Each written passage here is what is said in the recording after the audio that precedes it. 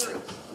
Dr. Goodman was awarded her doctorate at the University of California, Davis in sociology, where her work was focused on the Danish resistance and rescue of Jews in Denmark during World War II. Prior to her retirement in 2013, Dr. Goodman did what I do now. She did it for 12 years. And she did a commendable job of securing and building the formidable reputation of this lecture series.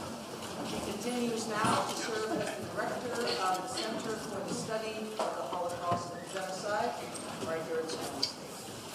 Dr. Goodman has listened to many, many accounts over the past 15 years at least, from scholars, from witnesses of genocide and its effects.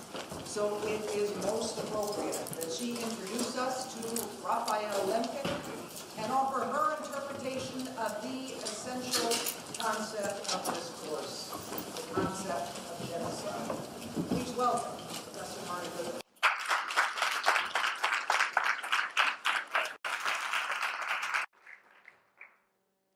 That felt a little bit like a eulogy.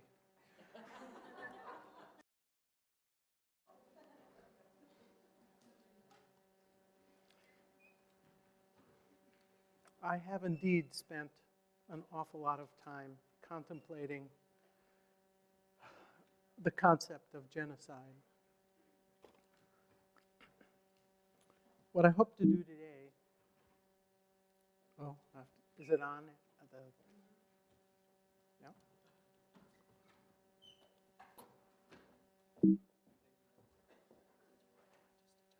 Sure.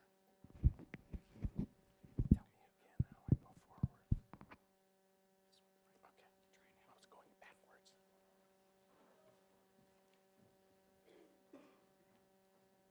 For today's lecture, what I hope to do is to introduce you to the concept of genocide. We all hear it, but it has some specific and non-specific meanings. I want to give you a historical overview of what was only until the middle of the 20th century referred to as genocide. I feel very strongly that people should know about Raphael Lemkin because he almost single-handedly is responsible for the United Nations naming genocide what it is and creating a convention or a set of rules by which and laws by which to judge genocide. I hope we can understand the genocidal process. It's not something that happens overnight. And then finally, I'd like to leave you not entirely feeling hopeless, but also with some notion of what can be done.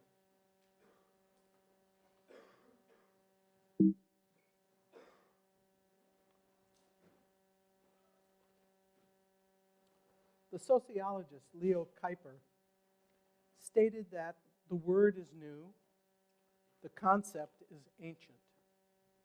Important questions arise as we contemplate the concept of genocide. Primarily among them are, what are the origins of the term genocide? Why was it essential to frame it as a legal concept? And how has our understanding of genocide evolved? The term genocide did not exist before 1944.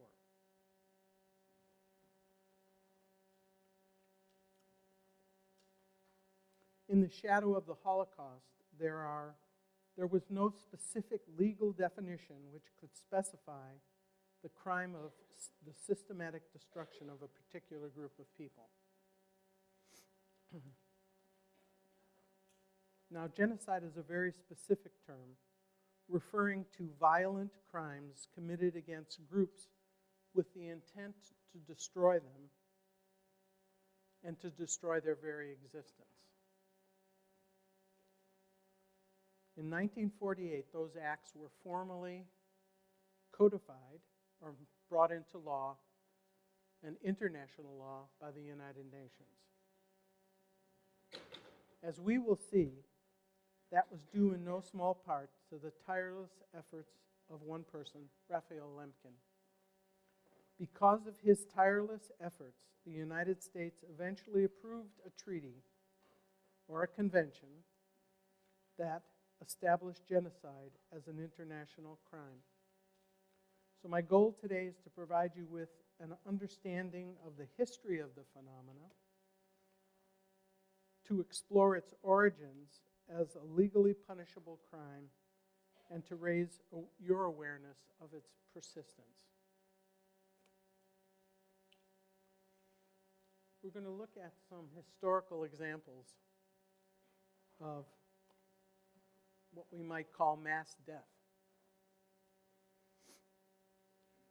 Some of the earliest recorded genocides occurred in ancient Greece. The massacre at Milos occurred during the Peloponnesian Wars. Now, everybody knows about the Peloponnesian Wars, right? It was a long time ago, around 416 BC. These are not comprehensive, but I've picked them out to help show you how genocide or mass death has persisted.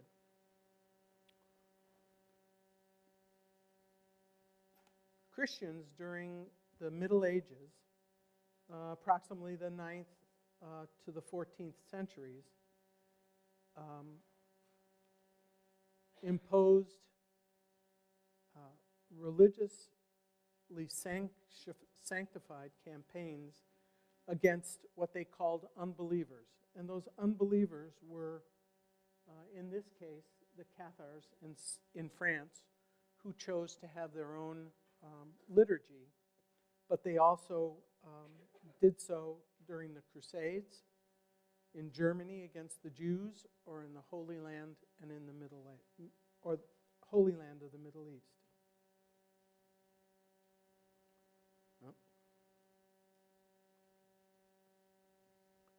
Surprisingly, early missionaries to Japan were admired for their knowledge of the outside world, but their proselytizing was entirely unwelcome. They persisted in their zeal, however, and made large inroads among the populations. The persecutions of Christians began with the murder of Jesuit missionaries and then extended to all Christians, Europeans, or Japanese Christians. This persecution eventually led to the imposition of the exclusion orders, and those exclusion orders kept all foreigners away from Japan until the 19th century.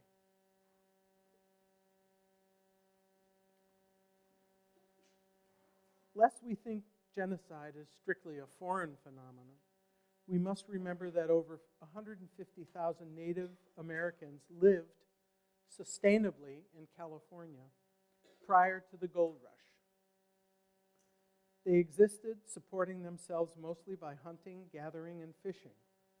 But their lives were drastically changed in 1848 when James Marshall discovered that gold medal in the American River at Coloma. By 1870, there was an estimated native population of only 31,000 California Native Americans. Over 60% of the indigenous people died from disease introduced by hundreds of thousands of so-called 49ers. Local tribes were also systematically chased off their lands, marched to missions, which you can visit in Sonoma, and reservations, enslaved and brutally massacred. In 1851, the California state government paid $1 million for scalping excursions.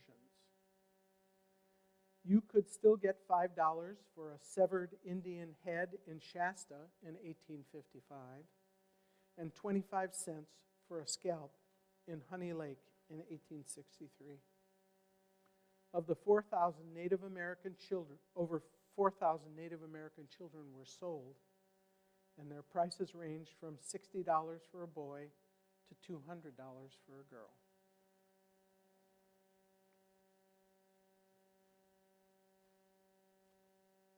I'll get it. It takes me a while, but once I learn it, I'm good at it. Early definitions of widespread murder included barbarism and mass death. In the 19th and early 20th centuries, attempts to define and prevent war crimes included preventative international treaties, which defined mass death as crimes against humanity. The Geneva Conventions were a series of agreements addressing the treatment of prisoners of war, the sick, wounded, and dead in battle, and were first made at Geneva in Switzerland in 1864. Subsequently, they were accepted in later revisions by most nations. The Hague Conventions were among the first formal statements of the laws of war and war crimes, and were among the first in international law.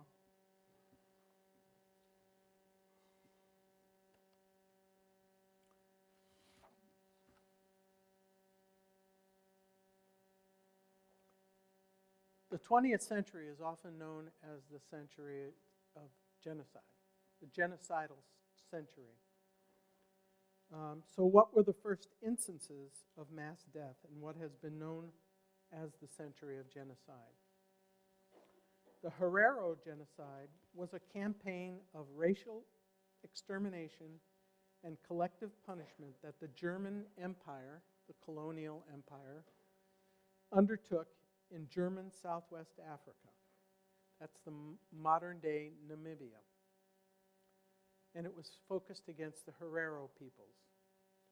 It is considered the first genocide of the 20th century and took place between 1904 and 1907. I've got 1905 up there. It was a campaign of racial extermination and collective punishment that the German Empire took against the Southwest Africa.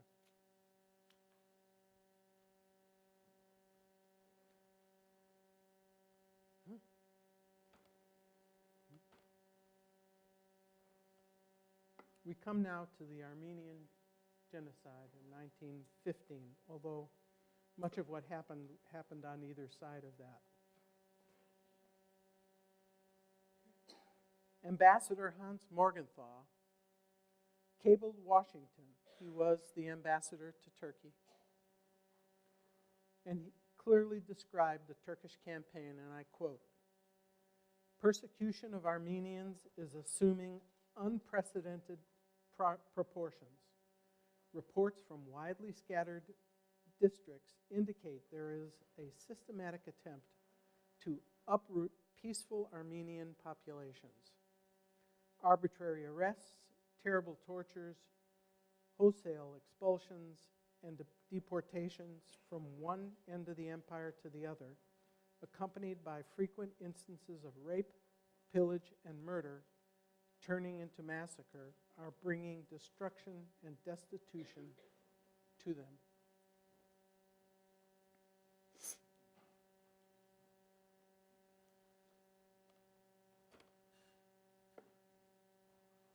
He also said that these measures are not in response to population or fanatical demand, but are purely arbitrary and directed from Constantinople, which was the capital of Turkey. In the name of military necessity, often in districts where no military operations are likely to take place, there seems to be a systematic plan to crush the Armenian race. Race being used loosely there.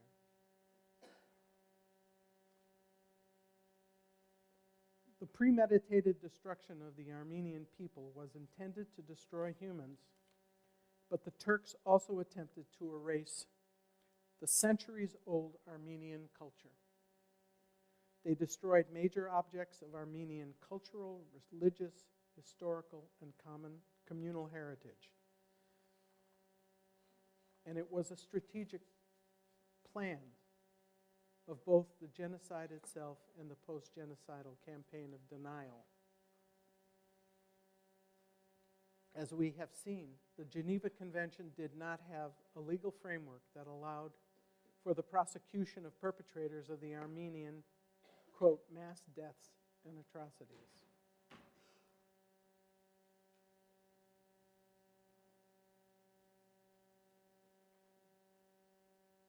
So we come to Raphael Lemkin. Very interesting life, although a very short one by standards. He was born in 1901 in eastern Poland. He grew up in a Jewish family in a town in that area.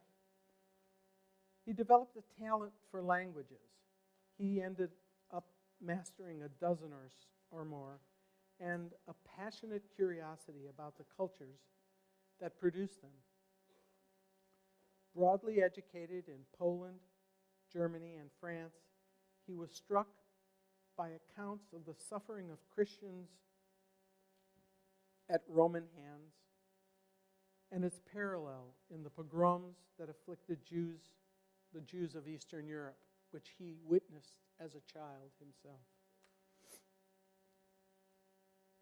And ultimately, he went on and fled Poland in 1934 when the Germans invaded Poland,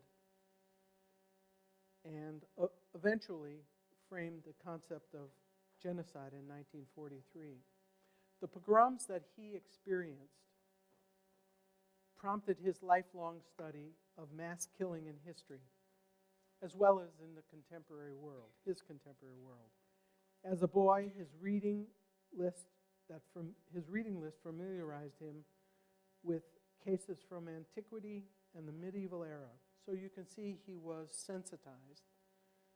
He also read a great deal about Carthage, and as well as the fate of the Aztecs and the Incas in the New World. I was appalled by the frequency of evil, he said, and above all, by the impunity of the guilty. Why was the question that began to consume Lemkin. A key moment for him came in 1921. While he was studying at the University of Lvov in the Ukraine, Soghoman Tehlirian, an Armenian survivor, was arrested for murder after he gunned down one of the genocide's architects, Talat Pasha. And he did that in Berlin. In the same year, the leading planners and perpetrators of the Armenian genocide were freed by the British following being taken into custody after World War I.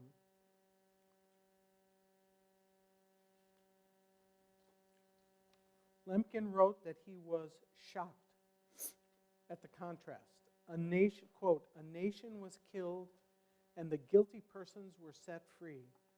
Why is a man punished when he kills another man, but the killing of 1,000,000 is a lesser crime than the killing of a single individual?" Despite post-First World War prosecutions of the Turks for this term that was used, crimes against humanity, governments and public opinion leaders were still wedded to the notion that that state sovereignty, each individual nation, was more important than atrocities against the state's citizens. It was this legal impunity that annoyed and focused him more than anything else. So, we come to the term genocide. It is from the French and from the Greek. Geno, from the Greek word genus, which means birth, race of a similar kind, and cede, from the Latin, which means to cut or to kill.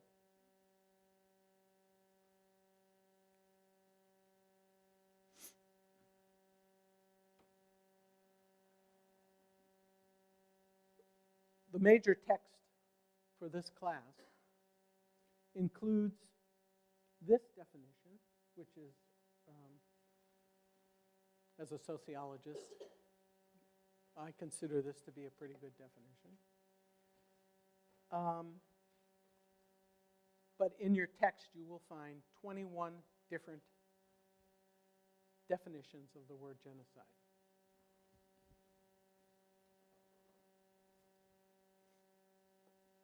And they're all attempts to try to provide a more precise description of genocide in order to clarify the ambiguities that are inherent in it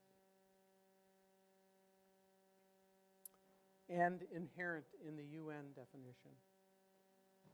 Also, each case represents unique features that scholars wish to highlight for our purposes today, either the UN definition, which I will give you in a bit, or the social science designation will suffice.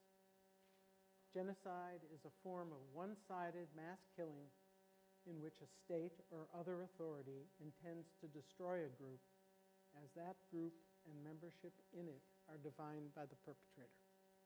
I don't remember offhand the page number with the other definitions, but I think it's close to the beginning of the book.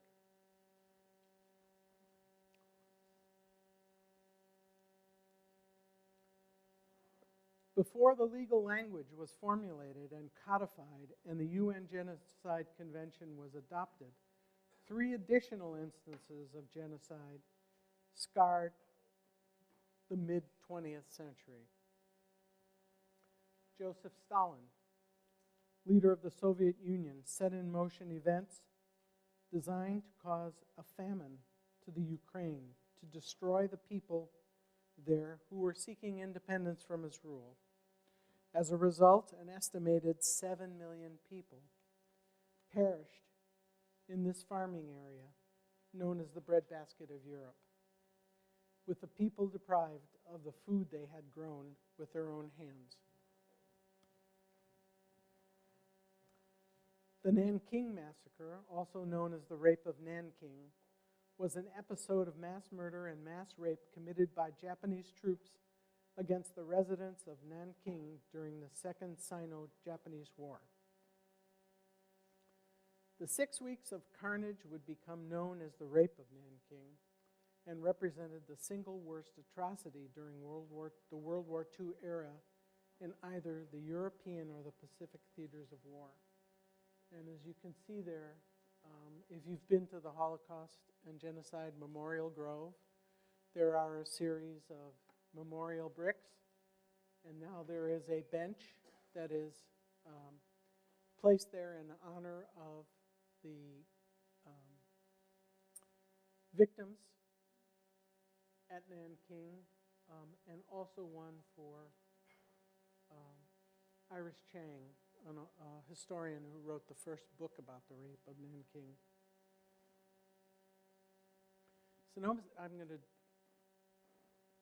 digress here. Sonoma State has a very interesting history and connection with not only the Armenian genocide, but also the Holocaust, of course, but also Nanking. As you may or may not know, we are graced with the sapling from the Anne Frank tree that is at the Grove. The Armenians of the North Bay is an organization that works with our organization, the Alliance for the Study of the Holocaust and Genocide, to bring people to the lectures and to bring information to students.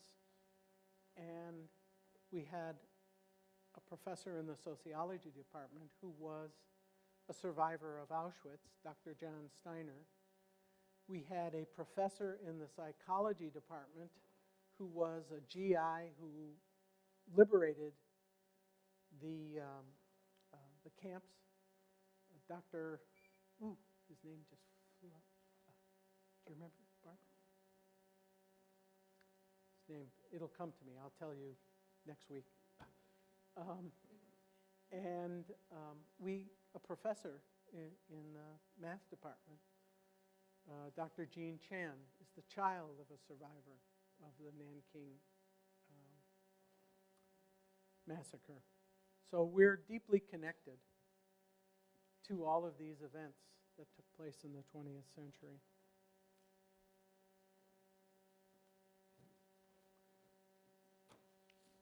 Obviously, the Holocaust, or the Shoah, as it is known, was another scar on the 20th century. We have connections also to the Holocaust and to this picture.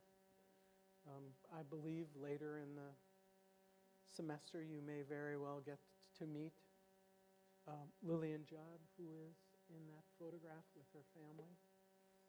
She is the third person over from the right, and that picture was taken by the Germans on the only day they allowed cameras into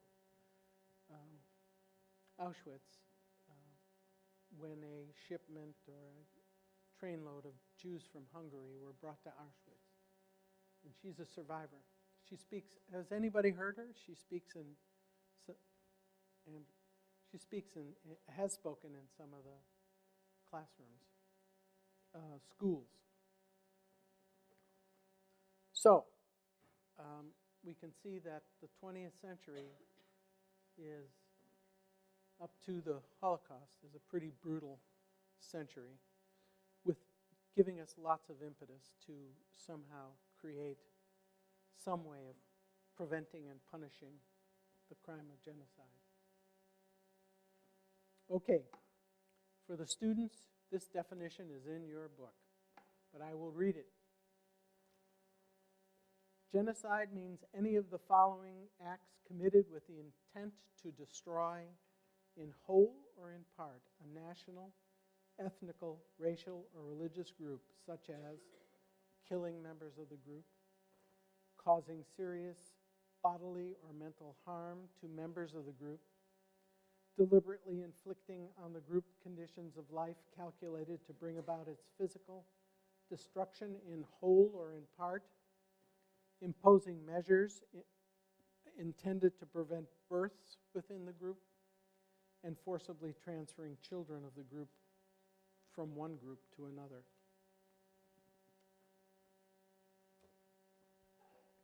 Bless you. Don't write these down. Students, don't write them down. I just want you to see what the 20th century, and these are just the major genocides, what the 20th century had wrought. Okay, we have Cambodia. After Never Again, 1975-79. You will have somebody speaking later in the series who will tell you about what happened in Cambodia. East Timor, 1975 to 1999. Death toll, 120,000, 20% of the population. Some of you may be familiar with your own history of the Mayan genocide, which took place in Guatemala from 1981 to 1983, with an estimated tens of thousands. Anybody have a relative that fled Guatemala because of the genocide? Well, many of those people might be your neighbors. The Bosnian genocide.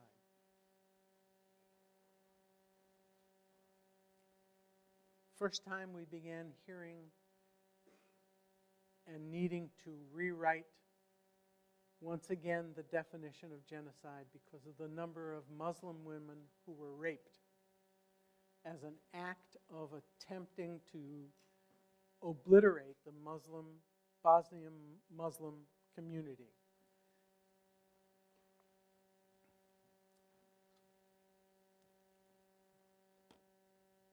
and then Rwanda in 1994.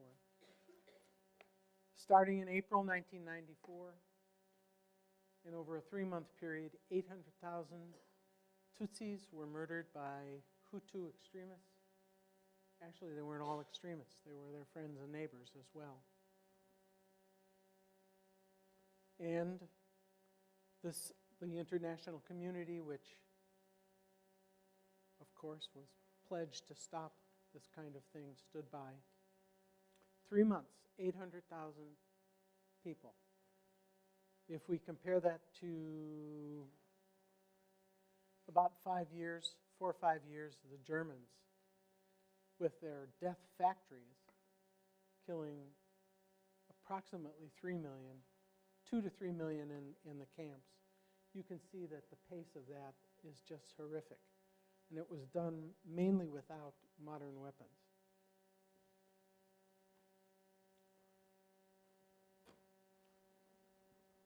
Another 20th century tragedy.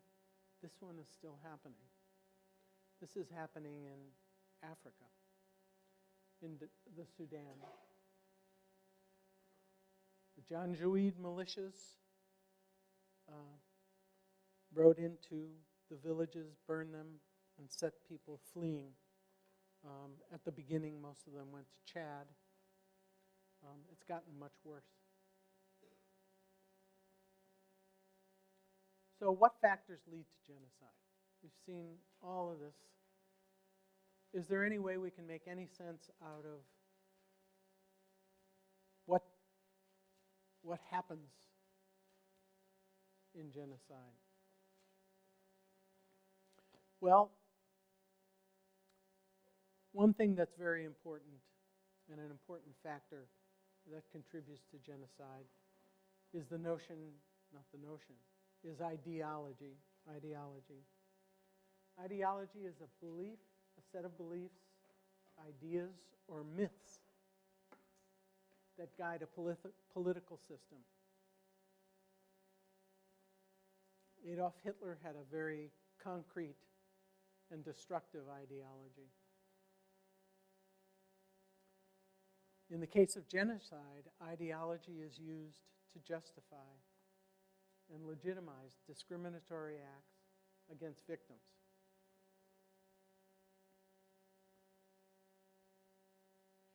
Examples of negative ideology are anti-Semitism or racism,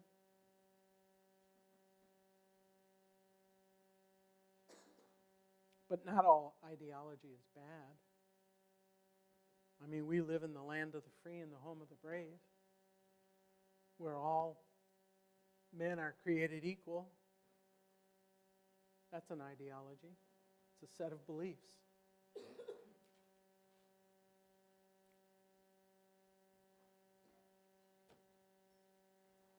Okay, so how is this ideology used? Well, perpetrators use ideology to render their victims isolated, powerless, vulnerable, and outside the customary universe of moral obligation. And I'll talk more about that later. You have to separate people out.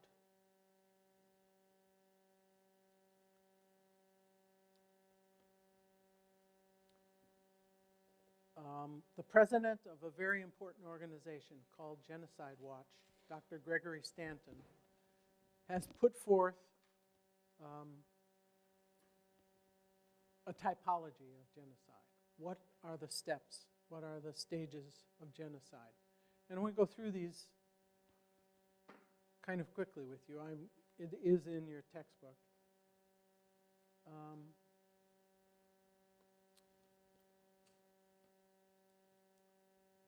The first stage, and these stages don't always go in a linear fashion. Sometimes they go and they come back and they jump over each other. But these are sure to be ones that are a part of genocide. So by classification, we mean to distinguish by race or blood.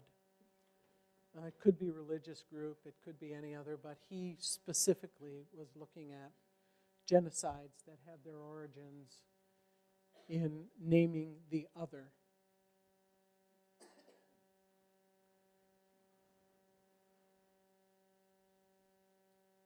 This was what the Belgians did when they set up the rigid divisions between Hutu and Tutsi. People were identified by the shape of their nose, the shape of their ears. And these were the Belgians early in the 20th century. The Germans had a much more systematic way of doing it.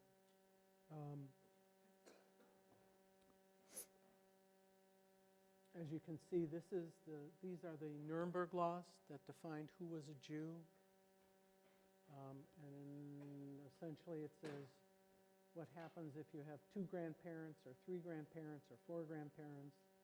All the way at the end there, you're a Jew if you have all those grandparents that are Jewish. So people are classified as to one way or another. The next step is symbolization. And that is to distinguish by physical or cultural symbols.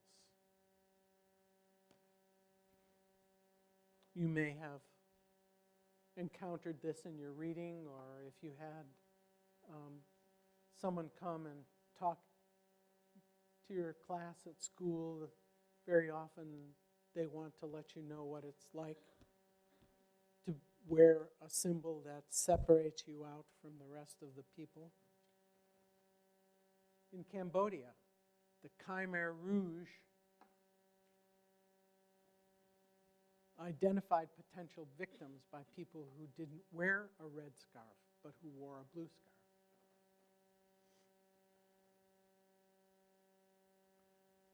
Then we come to a more formal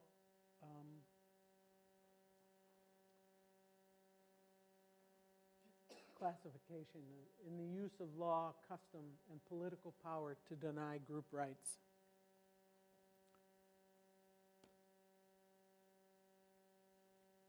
Dehumanization. This is an important part of moving people towards the genocidal impulse. We saw a short bit of a film in my section, and the genocidaires, the people who committed the genocide in Rwanda, talked about how they spoke of the Tutsis as cockroaches. The Germans were masters at this. They took every chance they could. Okay? Jews are made to look like vipers or snakes or leeches.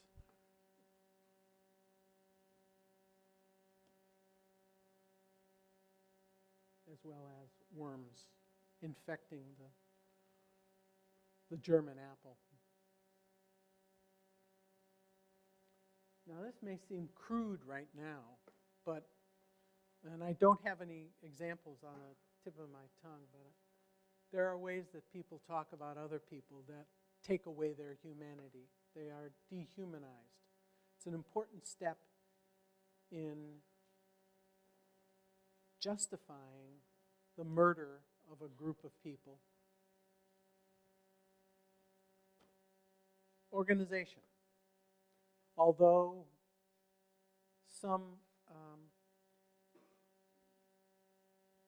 it seems as though there are just roving bands, there has to be some organization to carry out genocide.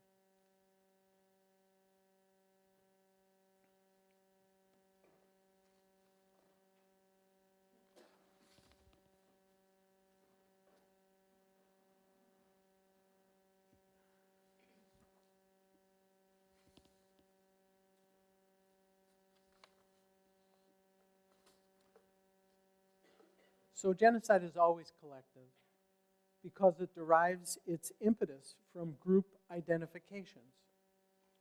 It is always organized, often by states, but also by militias and hate groups.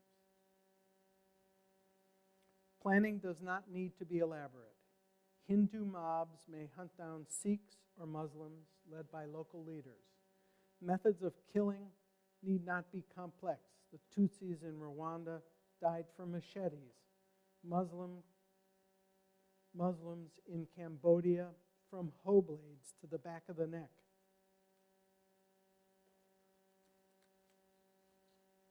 Seems as though people use whatever they have on hand.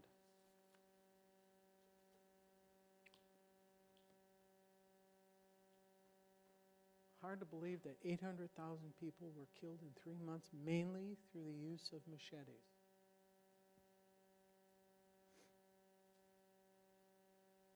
And then we see the Janjaweed militia who have gone into Darfur region of Sudan.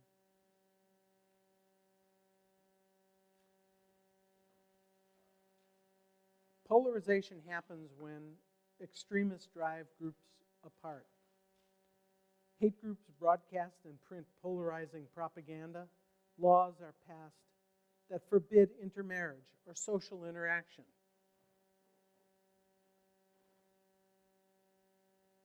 That was in a lot of German children's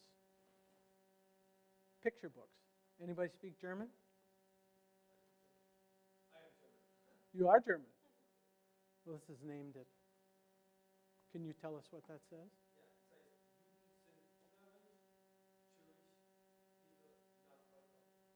Jewish people are not welcome here. Now, that's a picture book for children.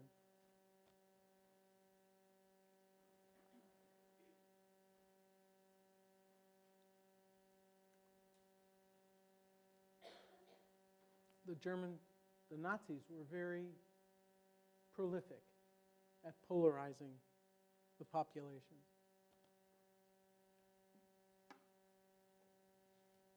That is a table, and not all of it is in there, of all of the anti-Jewish laws.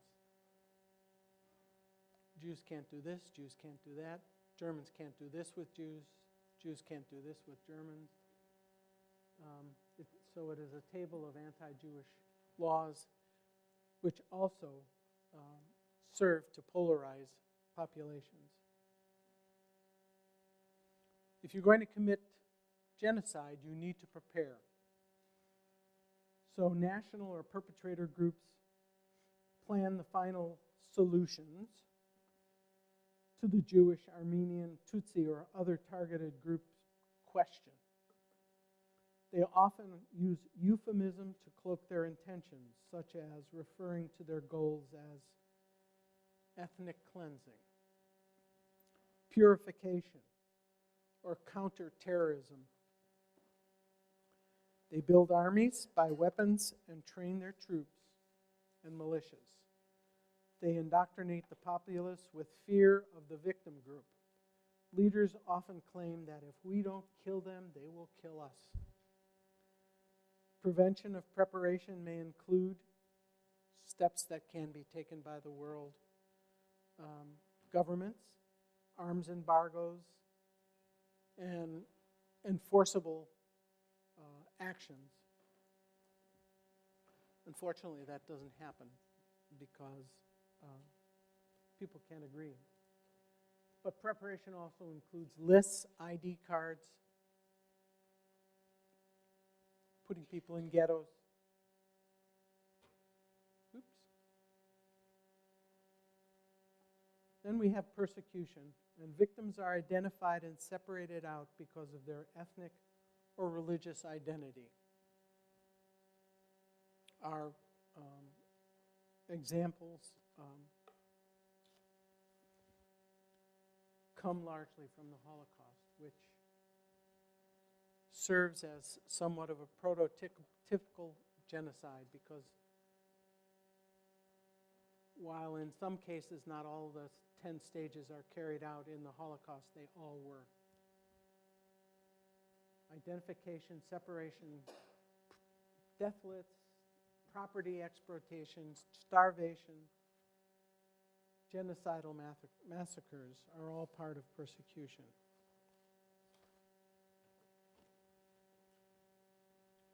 People's identity cards had to have the Jews had to have a J stamped in their identity cards. And here Jews are being led to be in certain areas. You notice the man in the forefront? You see that on his back? That's a Jewish yellow star on his back. The final stage is extermination.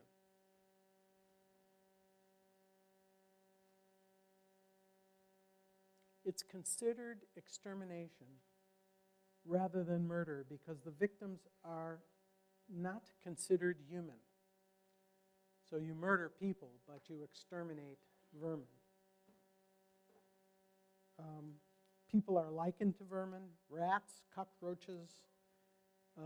Killing is described by euphemisms of purification. Once again, ethnic cleansing. Targeted members of the group are killed, often including children. And because they are considered persons, their bodies are mutilated, buried in mass graves, or burnt like garbage. So there's one last step that occurs in every single genocide. And it's denial. And it is the most insidious stage in some ways. Because every genocide is followed by denial. Every genocide. Mass graves are dug up and hidden. Historical records are burned or closed to historians in the case of Armenia. Even during the genocide, those committing the crimes dismiss reports as propaganda. Others deny through more subtle means by characterizing the reports as unconfirmed or alleged because they do not come from officially approved sources. By minimizing the number killed, by quarreling about whether the killing fits the legal definition of genocide, by claiming that the deaths of the perpetrating group exceeded that of the victim group, or that the deaths were the result of a civil war, not genocide. In fact, civil war and genocide are not mutually exclusive. Most genocides occur during wars.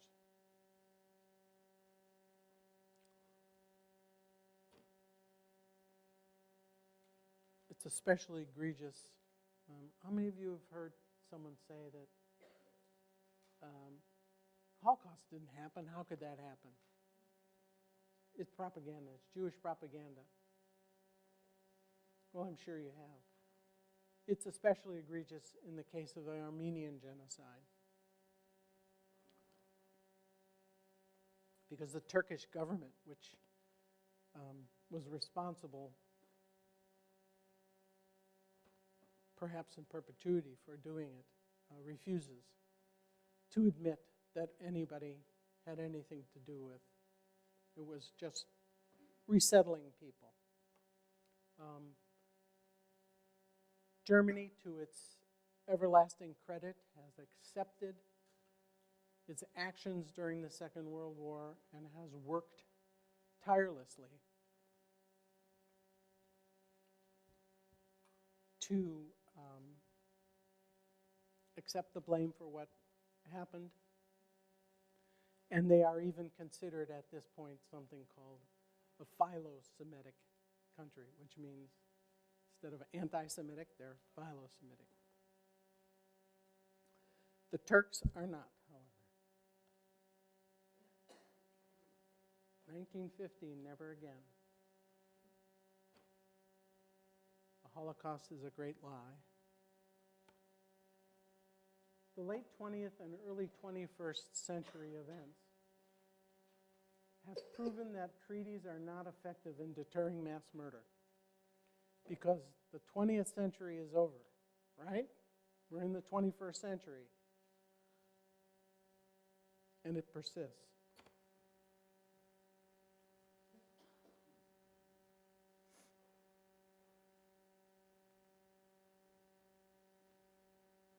The slogan, "Never Again," persists, and yet Darfur.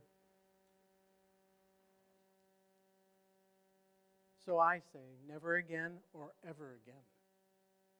Because right now, there are genocidal actions taking place in Sudan, Iraq, Somalia, the Central African Republic, Myanmar, which used to be known as Burma, Nigeria, Burundi.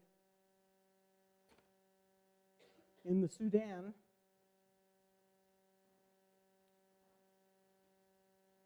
two regions, still Darfur in the pink and South Sudan right in the center. South Kordofan, the Blue Nile and districts in Darfur have suffered from long-term political and economic marginalization. The conflict in the south has left 1.2 million people internally displaced since June of 2011, and another 246,000 have taken refuge in South Sudan and Ethiopia. The most recent genocide in Darfur began in 2003 when the Sudanese government and Arab militias, the Janjaweed, fellows on the camels, destroyed over 400 villages, allegedly in response to two opposition groups. There's always an excuse. Sudan is a region on the edge of genocide. Iraq, you see that says 1988? That's when the Kurds in Iraq were, many of whom were sent to their deaths by the use of mustard gas.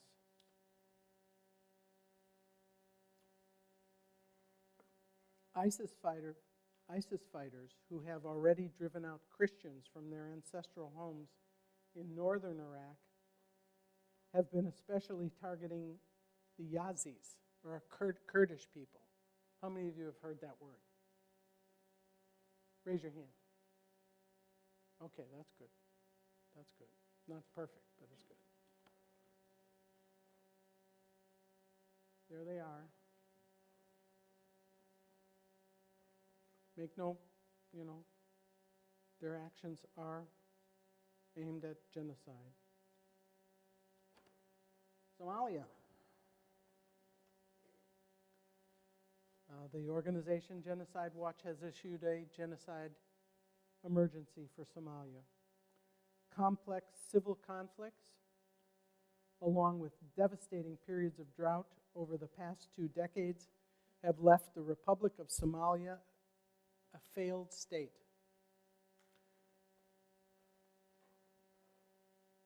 There are people who call the condition in Somalia the world's worst humanitarian disaster.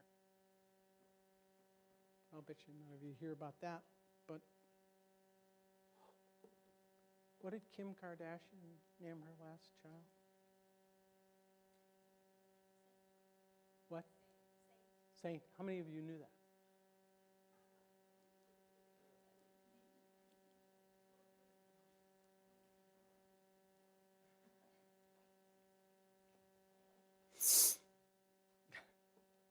My colleagues are laughing.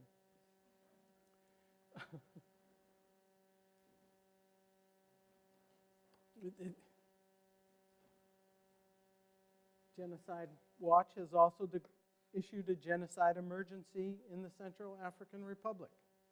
Continuing violence between the Christian majority and Muslim minorities have been genocidal because the victims are targeted for their religious identity. Right? Today, that's happening. Myanmar. How many people have heard of the Rohingya? Rohingya. They're a Muslim ethnic minority in Burma. There are 1 million of them, and they have lived in a state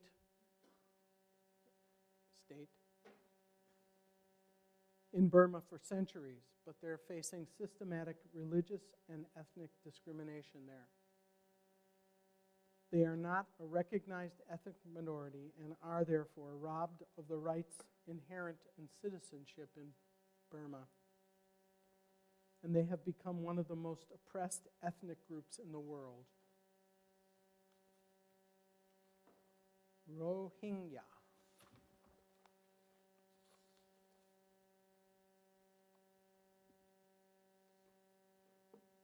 Who knows who that is? Yeah. Yes. Thank you for, Buddhists. Peace and love.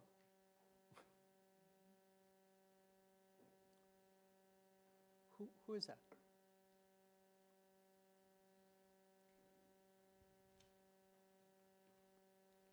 There is not a Kardashian among them. How many of you have heard of, I'm making light of all of this, because to be frank with you, it's hard to be knee-deep in all of this without needing some kind of relief. But how many of you have heard of Boko Haram? Come on, raise your hand so I can see. Okay, not enough of you. Those are the 200 girls that they took hostage from a Christian school. Boko Haram, literally translated, is Western education is a sin. It is a genocidal criminal movement led by an Islamicist extremist. They have vowed to destroy every Christian school in Nigeria and to carry out terrorist acts on Nigerian government, police, and government officials. They kidnapped over 200 girls from a Christian school in April of 2014. And despite the Nigerian government's efforts, none have been found. I think some have since I wrote that. Some of them escaped. Was it all of them? No. All right. They have killed an estimated 2,000 people in their jihad, and they're also active in northern Nigeria.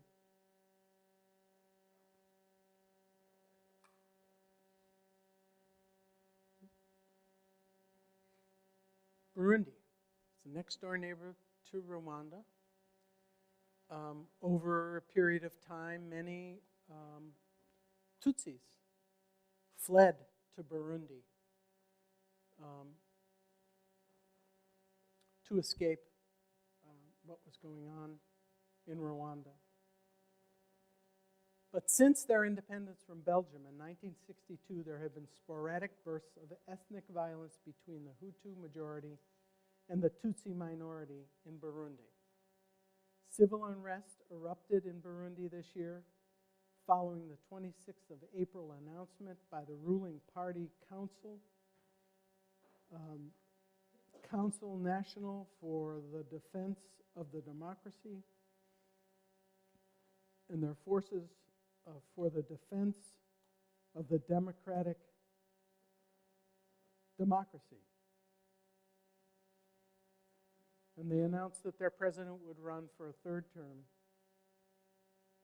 in 2015.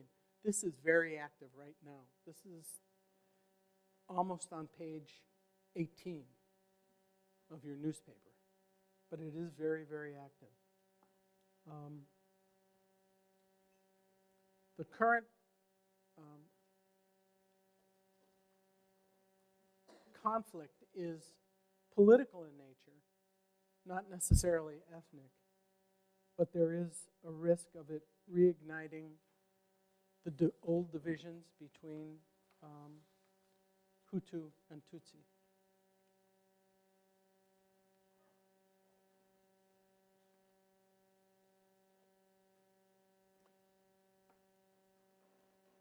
In present-day Rwanda, they no longer talk about Hutu and Tutsi. They say we are all Rwandans. And it has been very successful in preventing additional ethnic violence.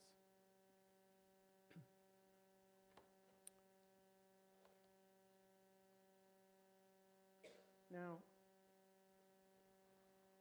Helen Fine wrote a book called Accounting for Genocide, and she did all of these statistical manipulations to try and show what were the reasons that some countries were that were occupied by the Germans were their allies and helped them kill Jews, and some didn't, which I thought was a kind of statistics has its place, but I think it doesn't really explain much. But she coined this term, which she took from a very famous French sociologist. And she talks about the universe of moral obligation and defines it as that circle of persons to whom obligations are owed, to whom the rules apply, and whose injuries call for attention and healing. And it would seem to me that if someone is in your universe of moral obligation, you are prepared to stand up and do something. The fewer shared values in a society, the more likely members of the outgroup are to find themselves beyond this universe of obligation.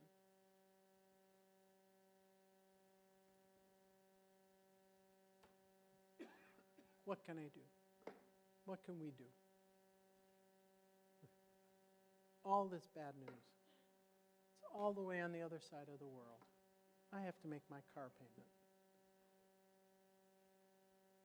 My roommate is leaving dishes in the sink every single day.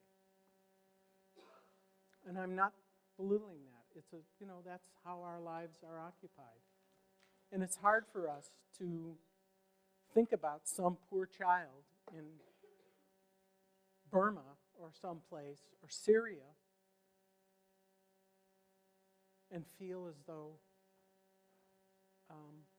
we're helpless. What can I do? Well, I believe that even the slightest action of some kind, when done by lots of people, it's the same thing with voting. One vote doesn't count, but when everybody votes, it does count. There are some organizations that are doing things all over the world to try and help the people who are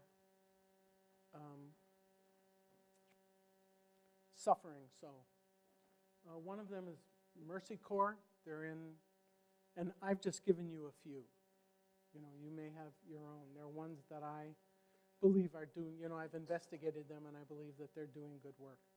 Portland, Oregon, in something like 42 countries, addressing the needs of people so that situations do not become genocidal, but also addressing the injuries that people are suffering.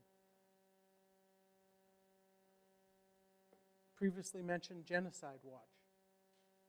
You can keep yourself informed by going to their website. They have up-to-the-minute information about all of the situations that are going on.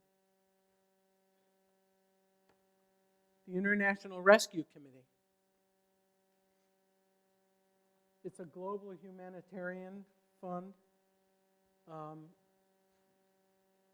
and an NGO, another NGO, and was founded at the request of Albert Einstein in 1933, when there were a lot of refugees who needed help because they were fleeing the Nazi sphere of influence. They work in over 40 countries. It's one of my designated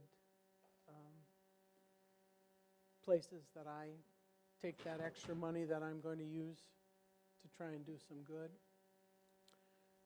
There are lots of others, and I'm sure some of you know some of those. Some of you may even be interested someday in working for these organizations. So, usually like to end with this.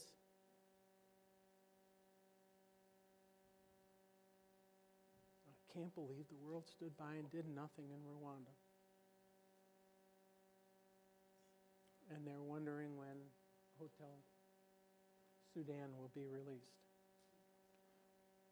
It's kind of the way we get our information these days is through movies.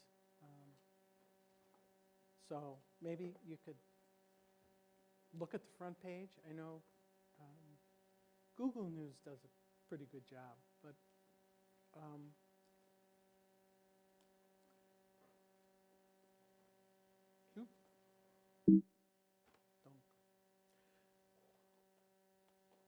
I hope I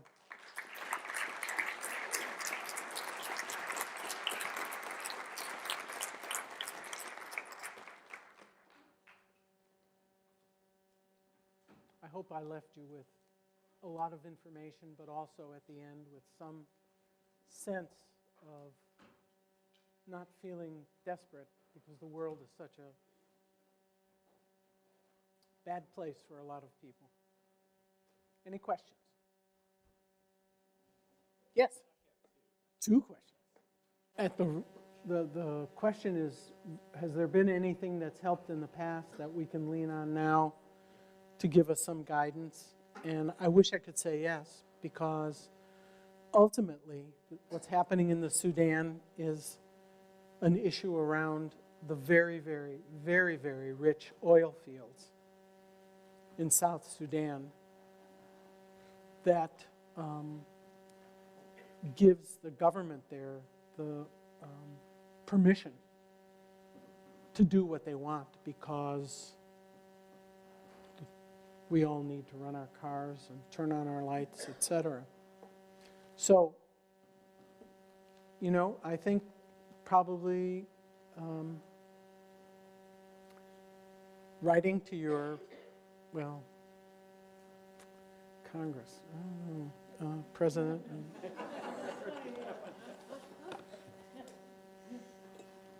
I didn't mean for this to be an absolute downer.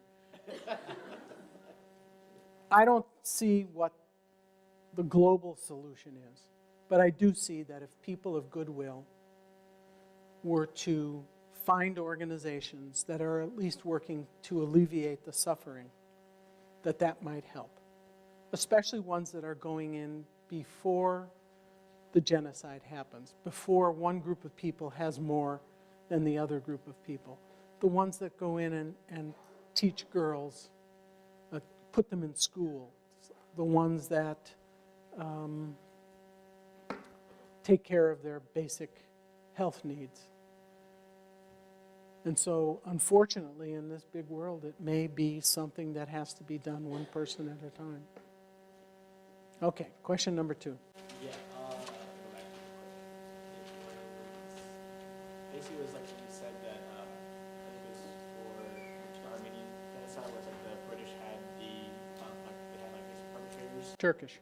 What was it, like, Oh, the Brits, yes, had them at Malta. yeah, it's like they were released and some of that. Like, why is it like today? It's like there was a statement released saying like why that they were released at all. They were released because the new Turkish government was a potential power in the Middle East. And they wanted their criminals back. That was essentially it. The people who were the perpetrators were part of the Turkish government during before and during the First World War. Okay? I'm not impressed. It's still something like the concept of genocide or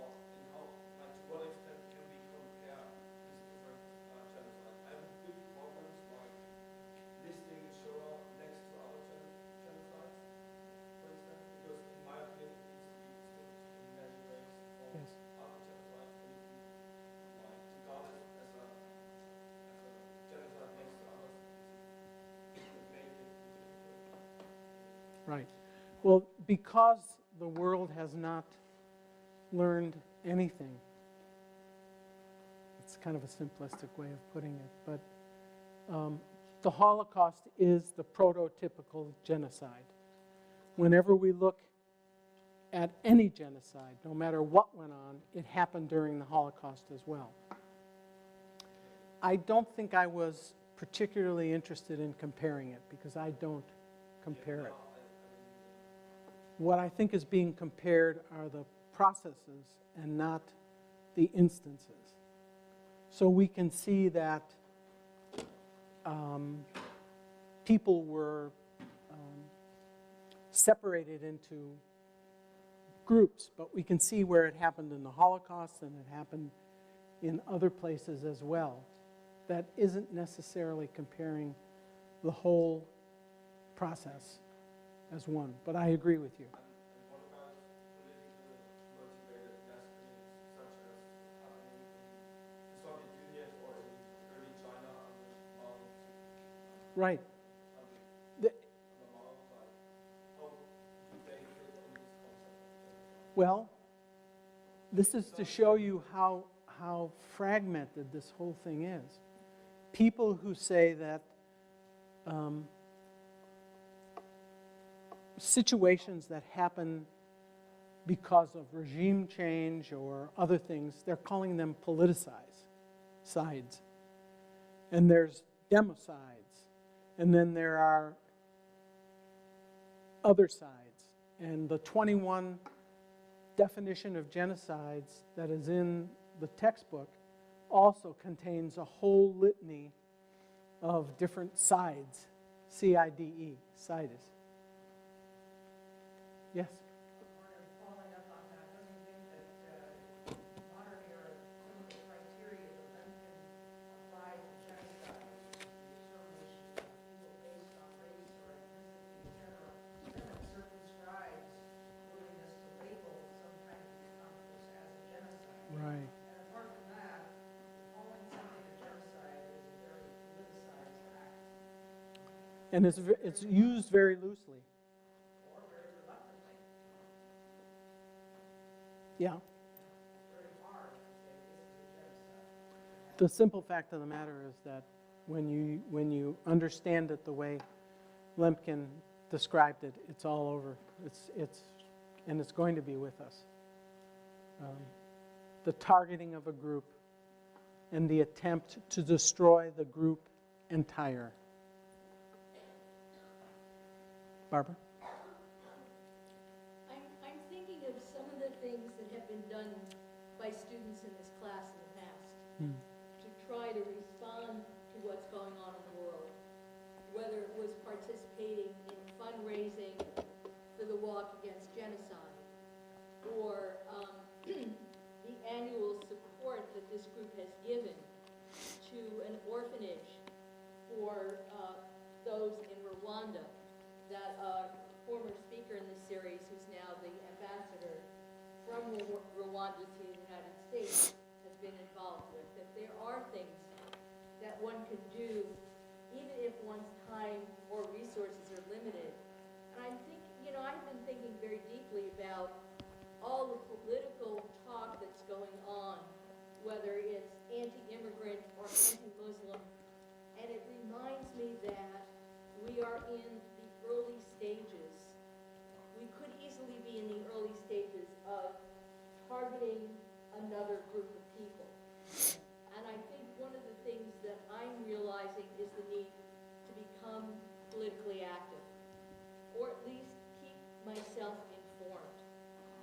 And I'm thinking those are all small positive steps that one can do in the face of genocide, rather than be overwhelmed by the information and, of course, at, if you will, people's inhumanity toward one another.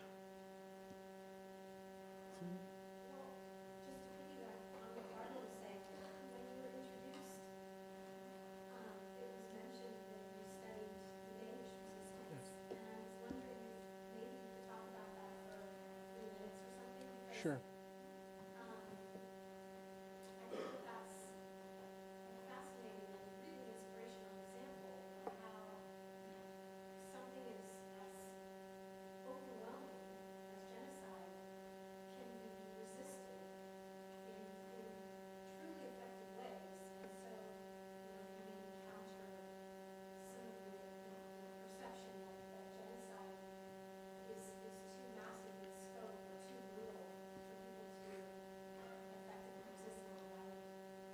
I'm going to have to convince Diane that I need a second lecture every year on next week. Well, the subject next week.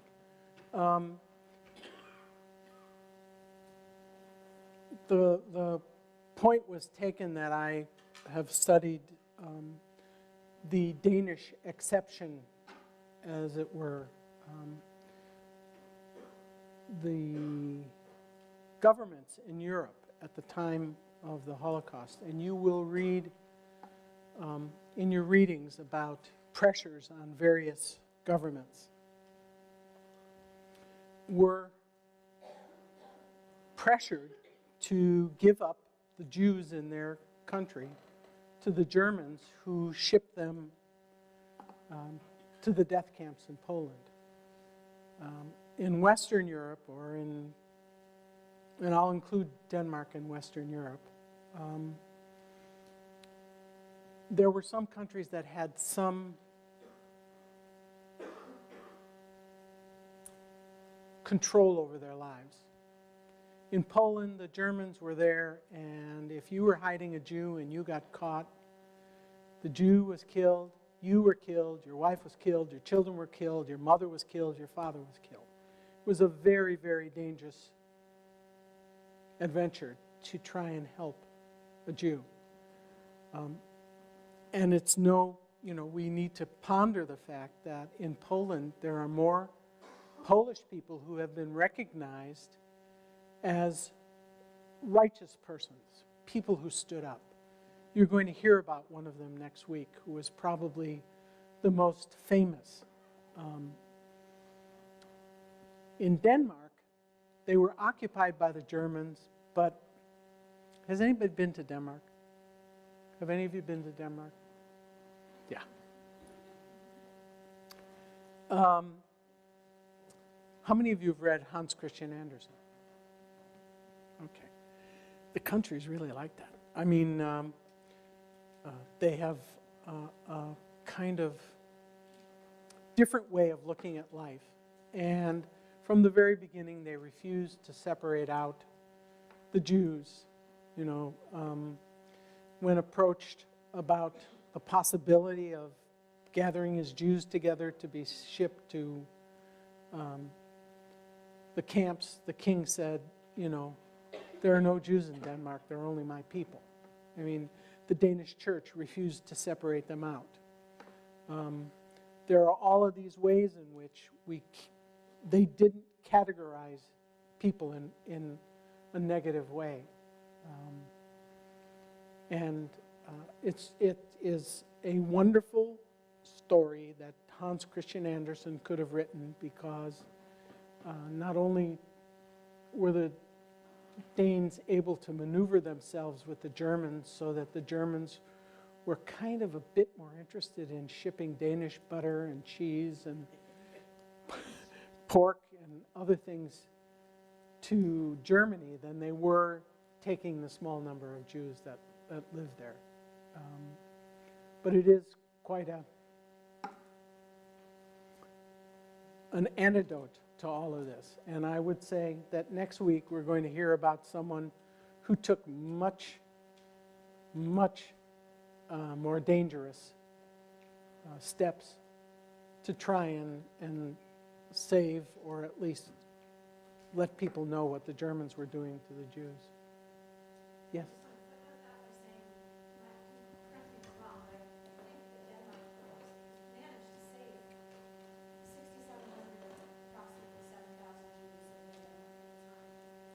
Yeah.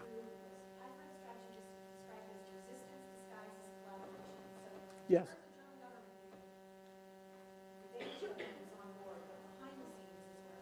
Right, and there was a feeling in Denmark that what was German was definitely not Danish. So every chance they took, or in every way they thought about Germany, and that is due to a lot of historical things that happened. Yes?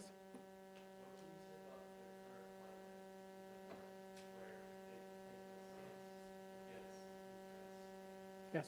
The Danish Parliament passed a law that said that anybody who wants to come to Denmark as an immigrant or a refugee can only keep $1,400 in possessions. Everything else they have to give up to the government.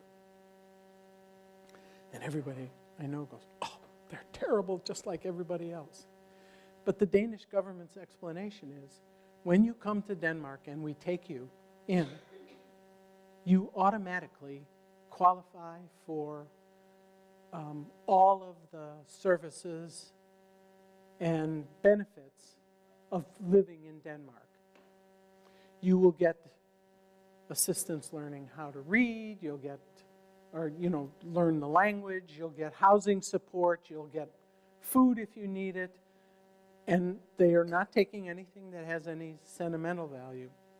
So on the one hand, boy, that's pretty crummy.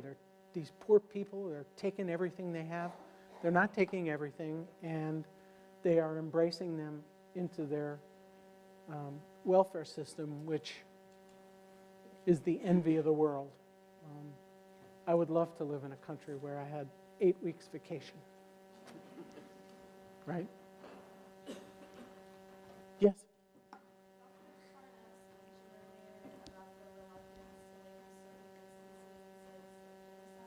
Mm-hmm.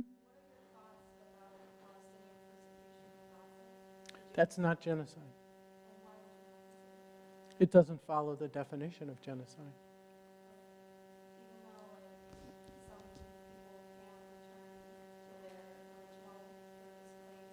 Yes, but there are also people who stayed who are now citizens. My understanding is some people, they can't become citizens, but if you're Jewish, you can easily become a citizen. Yeah. I've thought a lot about it. And one of the things that I think the people that should be accused of genocide are the Jordanians and the Syrians and some of the other Arab countries who refused to give the Palestinians any aid whatsoever. It was to their best interests in many cases to let them suffer. So you can't be, if you're a Palestinian, you cannot be a citizen of Jordan, can't be a citizen of Syria, have trouble in Egypt. The Palestinian people have just, it's horrible what they've experienced, but what their dealings with Israel is not genocide. If you look in Jones, the big thick book, you might find a side that'll describe what's happening to the Palestinians, but there's no attempt to destroy them in whole or in part.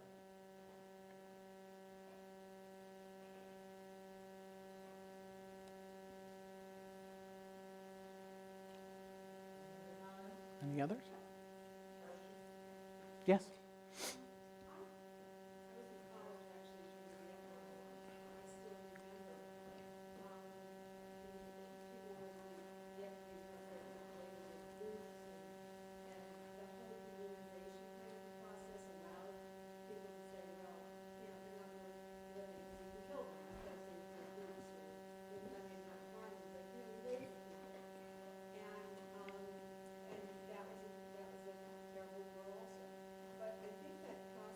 Which war? The Vietnam War? Yeah. Dehumanization really sort of seems like a turning point in a lot of these genocides, because once you don't see some of these human beings, then it's really easy just to say, who cares? It doesn't matter. They're not really suffering. They're not human beings. Right. They don't deserve to live anyway. They get people, whatever. And so there's like so many overwhelming things, and what you said about the genocides, and I've read dozens of books and seen movies and all this kind of stuff.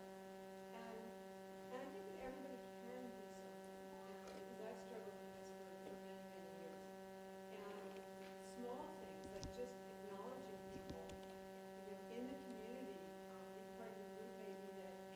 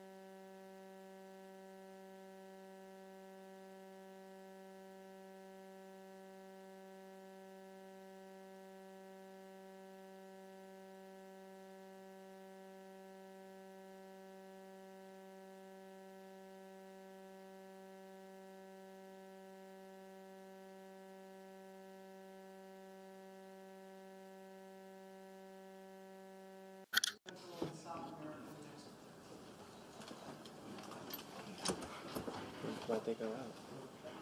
That's encouraging. The more you see people in other countries, the more you are able perhaps to see that there are different ways. But the dehumanization is an important part of the slaughter to genocide.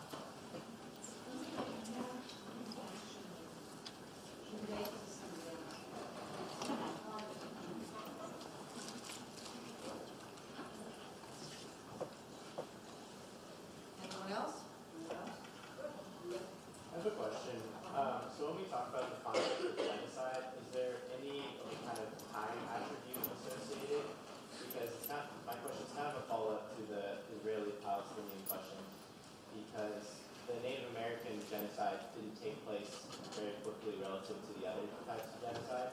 So can we compare that to the Palestinian problems that they have with Israel? And so we might not consider it right now, but it can be happening at a very slow. You know, that's the situation is so between the Palestinians and the Israelis is so. I'm trying to think of the right word. It's so screwy in one way. I'm not belittling either side. Israeli hospitals treat Palestinian children for free if they can get the child to the Israeli hospital. They're treated for free. What we have here, and I have often said, we need a woman leader of Israel, and we need a woman to be the leader of the Palestinian Authority. And the minute that happens, we have a good possibility for peace.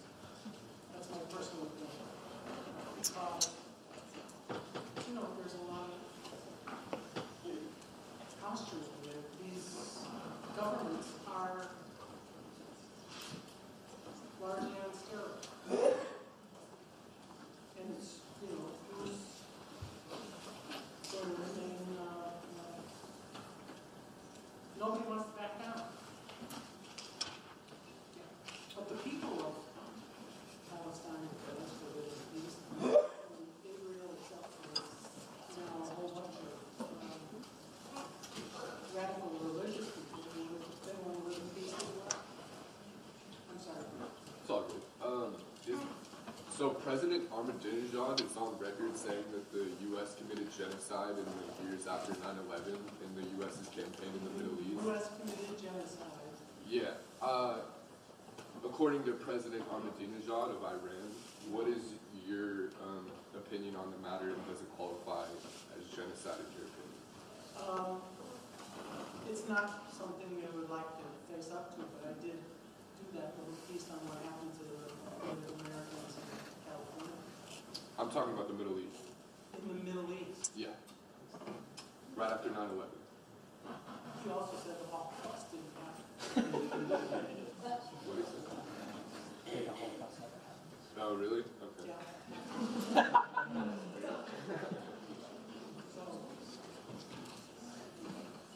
It's kind of off topic, but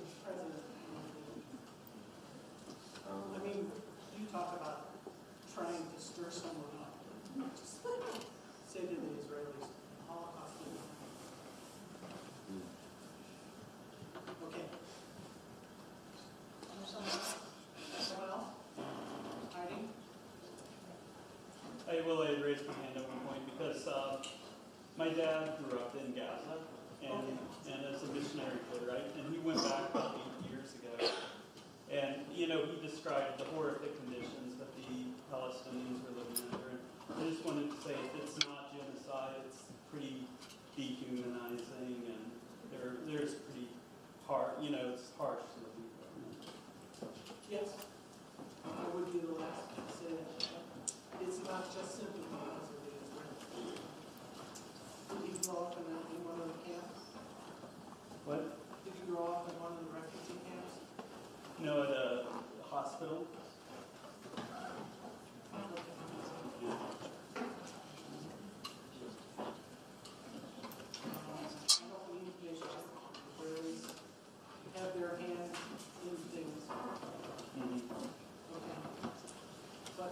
said, the Arab nations do as well. It's not black and white. Sure. And I have a couple of friends who both Palestinian. They let me know lots of things that happen, especially when they want to go back to the in the Israeli conflicts. Genocide. What else? Yes, I'm sorry, it's kind of bothering me now. So, regardless of who you said it, you don't feel that the United States after 9/11 went over to the Middle East and committed mass murderings or even genocide, since you specifically went over with guns and lots of other things that they could never compare to, and killed a lot of people over there with the specific intention of destroying them. Is that not the definition of genocide?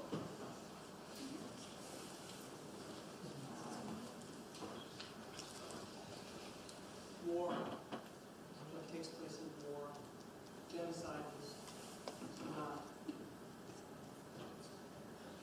If we look at all the wars, then they're all genocides. They're not. They're not specifically meant to completely eliminate a group through various steps. War is different.